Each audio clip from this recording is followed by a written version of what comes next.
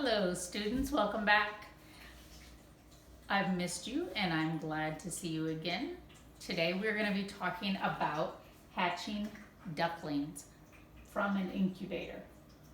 So we currently have 6 eggs inside of this incubator and we are hoping to hatch ducklings.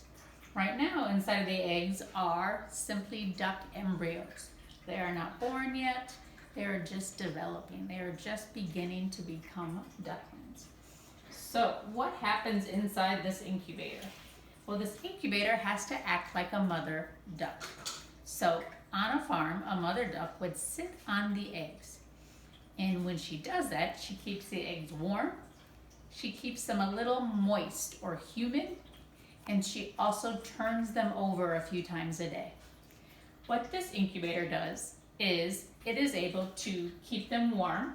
You can see, if you look here, you can see that there is a thermometer in there. So we can know that it is always 99.5 degrees. That is the temperature that the eggs need to be at. Also, they need to be a little moist or humid. That means they need to have some water in there and the air needs to feel like it's almost gonna rain, but not quite. It's called the humidity, or how moist the air is. And we do that by adding a little bit of water to the inside of the incubator. See that little part in there? So there's 2 sections and we have to have one section filled with water and that keeps them nice and moist. The third thing that needs to happen to the eggs is you need to turn them a little bit 3 times a day. Turn them maybe a half or a quarter of the way around 3 times a day. And this is what a mother duck would do if these eggs were sitting on her nest. And we do this because you want the duck embryo to develop properly. If they're always sitting on one side, their body can get sort of squished or stuck to the bottom. Like if you are cooking a soup, you need to stir a soup to make sure the bottom doesn't burn. That's similar to why we need to turn these eggs. You don't want all of the duck embryo to get stuck to the bottom of the egg. If you turn them a little bit every 8 hours or so, then their body will develop properly on all sides. So that's the 3 things we need to do with our eggs. We need to keep them warm, very warm, 99.5 degrees. We need to keep them a little bit humid, a little bit moist, and we need to turn them 3 times a day. That's what's happening in the incubator. They need to stay here for 4 weeks. So right now, this calendar shows that they've been in there for just over 2 weeks. We started them on Friday, April 3rd. That was the beginning. The first full day was Saturday the 4th, and you can see that they've had 2 full weeks and a little bit more in the incubator. They need to be in there for 4 weeks total. So on May 1st or May 2nd, we hope that they hatch. Also, you see all these numbers on each day. That reminds us that we turn them 3 times. Those are the times that we turn them. That's my dog Rio. He's very barky when people come close to the house. He's a very nice dog, but very barky. Sorry about that.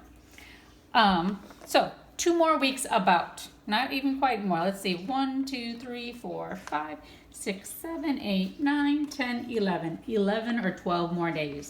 Very exciting. So the next thing I want to talk about is what is happening to the duck embryos inside of these eggs. This poster here shows you what happens to a chicken embryo. Pretty similar to what happens inside for a duck. Chickens only take 3 weeks, so this poster has 21 different days. For our ducks, it takes 28 days or 4 weeks, so it's a little bit different. So we're going to just break this down into 4 sections instead of days. So today we're right in the middle. We're about at day 20, day 11, or day 12 is where we are at right now. In the first week that our ducks were in there, they at the beginning, got their spinal cord, their brain, and their heart right away, right at the very beginning. By day 4, they can move their head and their neck. By day 6, they were starting to get their beak and their toenails and their legs, their legs and their wings were starting to move. By the 2nd week, they started to get very tiny little tails. They were able to move their whole body, their lungs, that part of your body that makes you breathe, began to work. And finally, by today, our embryos can hear, which is really cool for duck embryos because that means they can start to imprint on who's ever closest to them. So on the farm, the mother duck would quack, quack, quack, quack, quack to her eggs. When her ducklings hatched, they would recognize the voice of their mother's quack, or the sound of their mother's quack, and they would know which mother duck was theirs. It's called imprinting. They're learning the sound of their mother's quack by listening while they're inside of the egg. That's something that can happen with our ducks too. So these ducks are going to hear my voice, they're going to hear my husband's voice, they're going to hear my son's voices. So when they come out, the idea is that they will know us as their family and they won't be afraid and they will be happy to be with us and attached to us. That's called imprinting. And that is what's happening about today. They're beginning to hear. Next week when I see you, I'm going to tell you what happens at the very end.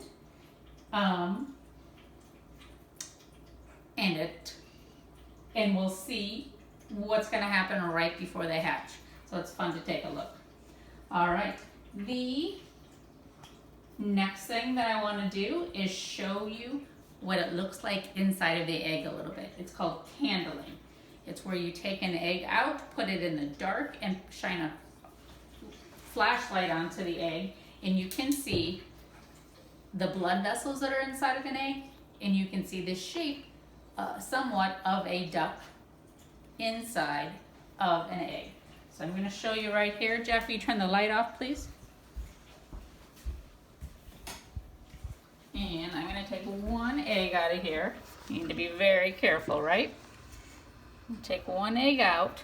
I'm going to put it back here. I'm going to shine a light on there. Ooh, look at that. You can see those blood vessels really easily on this one. So you can see the dark part, that's where the duck is. Those blood vessels are at the top. That white part up there, that's where the air pocket is. When they're born, they stick their little beak into that air pocket and start to breathe, and that's how they start to hatch. So their last little time in there. Ooh, look at that, and see the black part moving right there? That is a little duck moving inside of there. Oh, look at that. I think it's listening to us. Very cool. You can see it move again. I wish you guys were here watching this with me. It's super cool. You know what? I promise that we'll do this next year too, so you can see it in person, not just on the video. Here's another one. Also lots of blood vessels and veins, which is great. That big air pocket for the duckling to breathe when he starts to hatch. And there you can see that dark spot. That's where the duckling is living. That's where the duckling is, actually. You can see it moving a little bit. There's also something called a yolk sac in there, which we'll talk about next time too. That is what feeds the duckling while it's inside of the egg. All right, that's all we're going to show right now. I'm going to put them back and make sure they stay warm and safe. All right, that's about all I have for today. I want you to come look over here. I want to thank everyone who has sent me their signs already. I've gotten many. Many are already in the garden. Some are not. Some of the plants are not yet coming up. Things like sweet peppers aren't out there yet. Artichokes not yet because they only like it when it's hot. So those plants, these signs will go in the garden later. These three I'm going to go put in there today. The barrage, the sorrel, and these carrot signs are going to go straight into the garden today. If you haven't made a sign yet, that's okay. There's plenty of time. We particularly need signs for, let's focus on the tomatoes. We're going to need a bunch of signs for. We need edamame signs right away. I'm going to go plant some edamame today. We'll need tomatillo signs, we'll need broccoli signs. We could use some signs for sunflowers. We could use some signs for potatoes. We already have a lot of carrot signs, no more carrot signs, please. We could use some strawberry signs. We could use all of these signs. The oregano, thyme, parsley. All right. Also, I'll be talking more about harvesting again in the next video, but you can still go harvest the parsley. You can harvest arugula. You can harvest kale. You can also harvest thyme and oregano. So we particularly need signs for those so you know which ones they are. If you can identify them, you can have them. Also, not on this list, I forgot, is fennel. You can also harvest the fennel. Just the leaves, not the whole bulb, please. All right, that's all I have for today. I hope you're great. We miss you very much. And I will talk to you soon. Bye-bye.